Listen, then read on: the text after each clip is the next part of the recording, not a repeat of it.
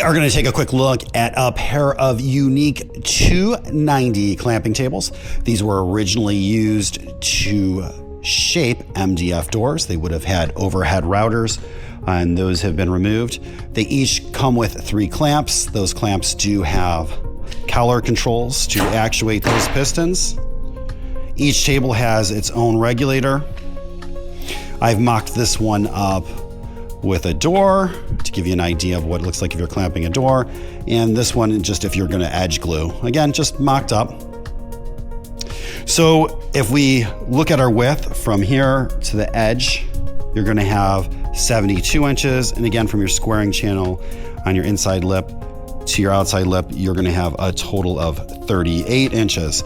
However, that is not 100% usable. And what I mean by that is the clamps themselves take up 10¼ inches. Obviously, this is the max area you can put it in, and that is going to reduce your width to 62 inches. And if we were to place this here, you are going to have a total of 28 inches. So 62 by 28 is your usable area.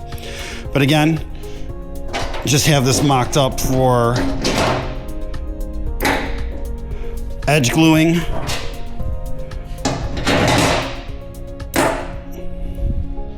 And a raised panel door, or obviously this is not a raised panel, this is a shaker door. Since we're using 3 pushers, I'm just using another board to push the rails and stiles together.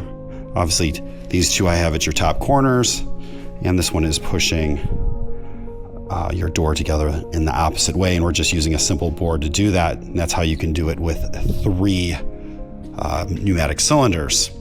If you have any questions or comments, you can reach us at info@360degreemachinery.com, or you can give us a call at 630-229-6705.